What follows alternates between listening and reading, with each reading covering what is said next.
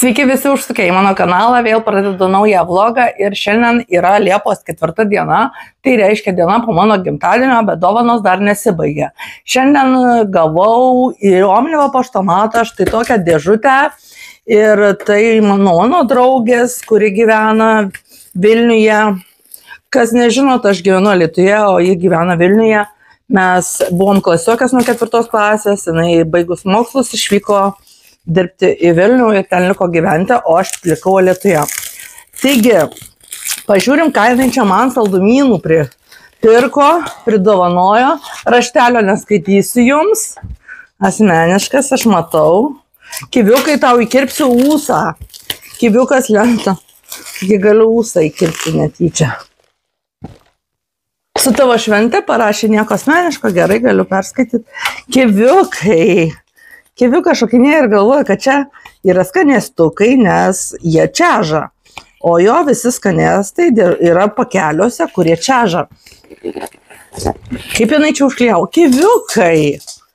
Aš įtinkausiu. Įkirpsiu ūsą, kiviukai.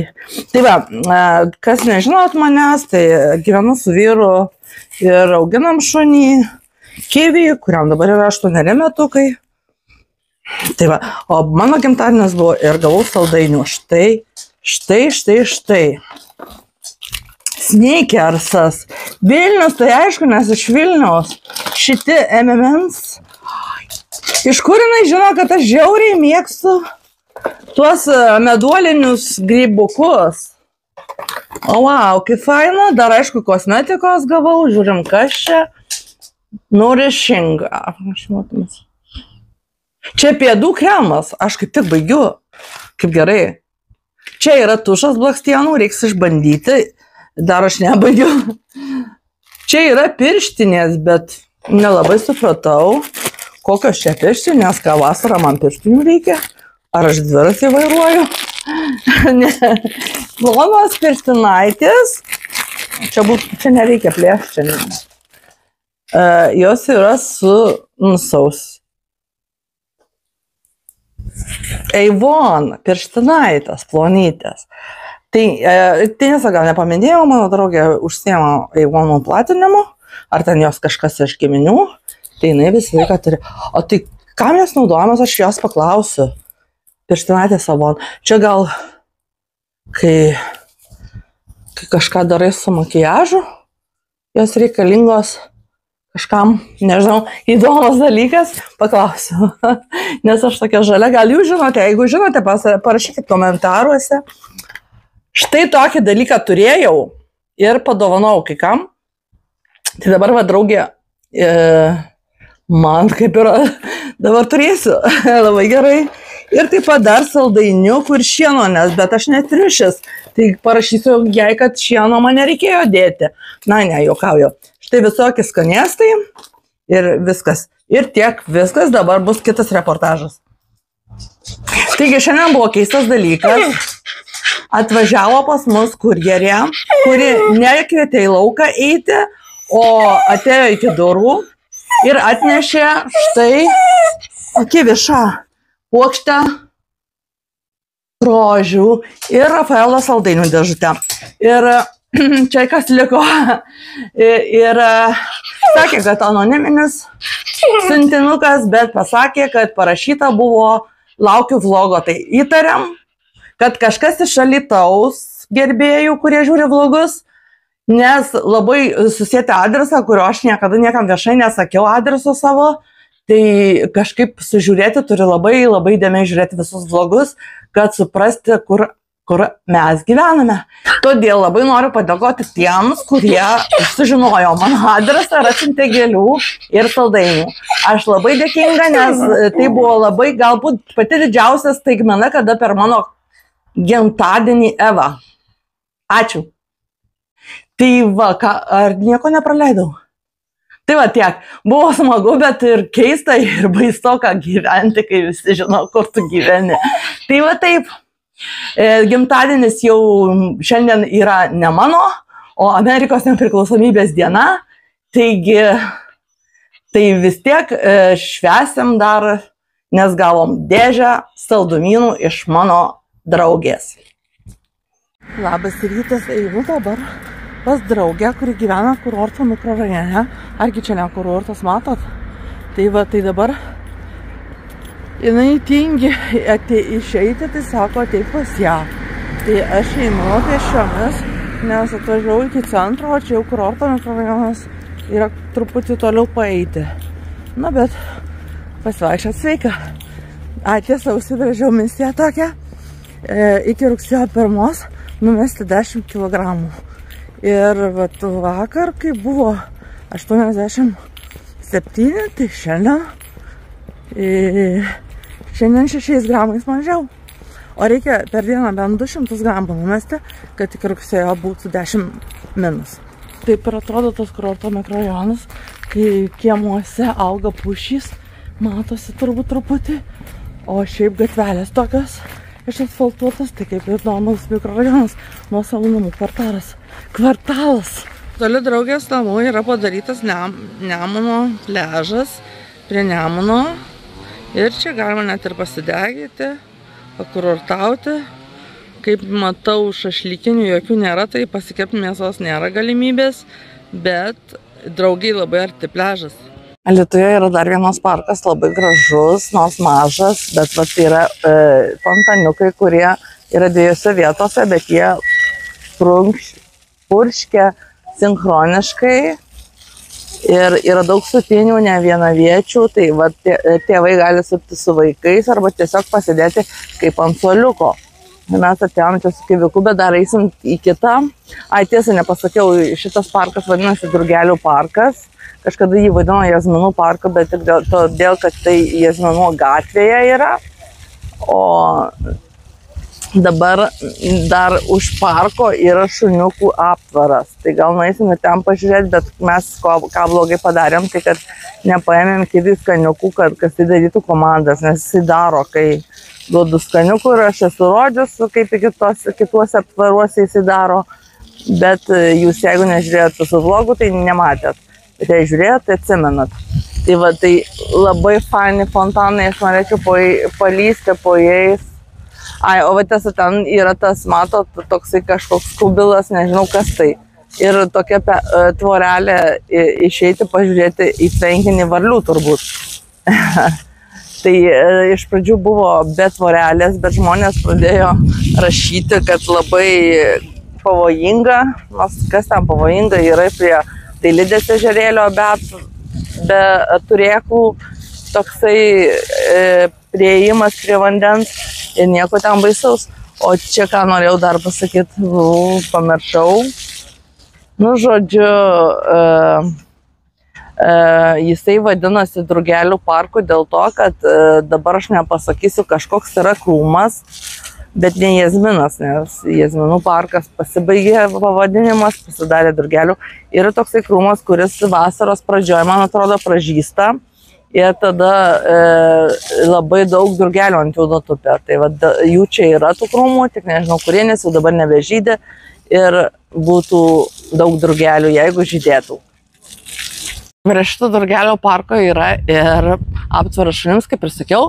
Jis labai čia jaukus, nes yra daug medžių ir net nuo tokių didelių, seniai pasodintų medžių, gal ir pačių užaugusių natūraliai, kai dar Alytus ten buvo miestas. Čia tai mažyčiai, kitoje pusėje tai nelabai, bet netgi neauga žolė. Ir neparodėm jums, kivis darė pratimus be skanėstų ir kelis kartus nukrito, jam gaila, bet jis vis tiek labai laimingas. Atkeista nukrito, pasivartė ir vis tiek jis iššėpė ir liežuvį iškarė. Tai čia jo reiškia laimės tokia aukščiausia būsena. Tai va, o dabar ateina mama į šitą parką Drugelių, aš ją matau, man atrodo. Mes turim tai susipakuoti ir eiti iš aptvaro ir eiti pas mamą. Viskas. Atėjo. Žinokit, apsimelavau kaip reikiant. Visgi Jazminų parkas, nes Jazminų gatvėje, o žmonės vadina Drugelių parke, nes budėjos tuo žydės ir bus daug drugelių. Taigi, einame vėl į autobusų stotį ir vėl važiuojame į Kauną, bet man labai gera nuotaika, nes pralinksmino, tai papasakosiu, kas buvo, kol nueisim iki sankryžos, nes per kelią naudotis telefonu negalima. Tai va, tai susitikau savo buvusią klasiokę. Ir pasirodo, jinai žiūri mano vlogus Ir taip pat dar kita klasiokė, jos draugės, taip pat žiūri, nusifotografavom, sakė, nepatikės, kad labai nori mane pamatyti ir kitos, kurios žiūri. Tai šitą nusifotografavom su šitą klasiokę ir parodys, kad sutikus buvo. Bet Alytuje gyvenom ir susitikom pirmą kartą, o keista ir jinai Alytuje gyveno, ir aš, ir dar kita klasiokė. Ir kažkaip man daug vaikštom, bet kažkaip nesusitinkam. Tai va tokia istorija. Mes jau autobuse. Laukiam, kol važiuosim po 5 minučių. Dabar važiuojam 7 troleibus iki paskutinės jos stotelės. Ir ten paskutiniai stotelė išlipsim. Tai va, dar be klasiokės sutikau, susiradau tą kitą klasiokę, kuri taip pat sakė, mėgsta, dabar žiūrės. Aš pakviečiau, išsiunčiau kvietimą draugauti. Dabar bus galutinė maršrutų stotelė ir mes išlipsim toliau. Va, girdėjot? Mes čia išlipam. Ir toliau baigėsi Kaunas, paskui ten galima nuvažiuoti į Raudondvarį. Kiek žinau, tiek. O Kauną nepažįstu visai. Va dabar. Visi lipa jau čia išmeta iš autobuso. Ir va, kaip matot, čia labai žalia. Nuosavi namai. Ten yra toliau daugiabučiai. Mes einame būtent į tos daugiabučius. Čia yra tualetai.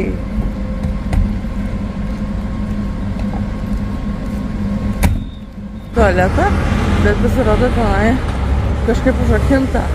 O aš galvoju, kad iš vis ten atidės ant durų parašyta tarnybinės patalpos. Tai visai. Tai dabar einam, čia daug žmonių, tai nefilmuosiu. Sėdim autobusų stotį, iš kasos nusipirkom bilietus. Žiūrėkit, žmonės laukia autobuso. Labai daug žmonių, bet autobuso kaip nėra, taip nėra. Manitis turbūt pravažiuojantis pro Kauną, todėl reikia atvažiuos. Nereikia, o atvažiuos pavėlavęs. Tai mes pasėdėm viduje, o paskui eisim į lauką, kai atvažiuos. Turim autobusą, dėl to, kad nusipirkom paskutinės vietas. Ir čia prie sienos. Čia langas paskutinis. Eglutės labai rimtas. Va, ir prajuokinau. Tai vat, ir dabar mes turbūt ekspresas, tai per valandą ar 5 minutus būsim, nuvažiuosim į Alytų ir būsim Alytuje, o kiek jau dar nebus. Stovim po Medžiūnės truputėlyje, grįžom į Alytų. Kaip matot, jau esam kitoj pusėje negu stotis. Ir turbūt daugam kilo klausimas, kodėl šitie akiniai visą laiką, kiek jį žiūri, tai yra man ant galvos, o ne ant akių. Aš esu su lęšiais, o šitie akiniai atstoja lankelį, tai viena jo funkcija, o kita jo funkcija yra, kad aš kai žiūriu į telefoną ir esu su lęšiais, aš nematau iš arti. Tai tada aš užsidedu akinius, su kuriais dabar nieko nematau, bet arti matau gerai. Tai va, einam namo, kiviko dar nėra, bet mes bent pailsėsim namie. Taigi važiavom autobusu atgal į Alytų. Ir prie mūsų netoli sėdėjo, tiksliau galiniai sėdinė, tai yra, kur jau pačiam gale, kaip matėt, rodžiau nusifilmavus, sėdėjo moteris su mažu vaiku, gal 2 metukų berniuku. Ir tas vaikas, aišku, triukšmauja, bet ta mama triukšmavo daug labiau. Ir visi tik tai, ir šalia sėdėjo toks vyras, susižvalgom mes jau, kai užrėkė, jinai ten kažką. Tai tiesiog labai nemandagi moteris elgėsi viešoje vietoje kaip savo namuose, kaip savo kieme. Ir jai nesvarbu, kad kitiems erzina. Vaikas, tai suprantu, vaikas yra vaikas, tu jam nepasakysi. Bet kaip tai moteris ir, kokia jauna, iki 30 gal, manau. Ir tai vis tiek kažkaip turėtų jau tokio amžiaus nebūt kvaila ir susiprotėti, kad triukšmas kitiems nepatinka. Ir dar net vieną kartą nusikeikė, tai kalbėdama su savo vaiku. Tai irgi žinot, ką žinau, kaip atrodo toks dalykas. Tai va, o dabar, jeigu patiko mano vlogas, paspauskite patiktuką, taip pat galite prenumeruoti mano kanalą. Galite ir paremti Contribui.com platformoje mane kaip kūrėją ir taip pat galite užeiti į Facebooko grupę vlogerė Loreta Mažonė. Ate!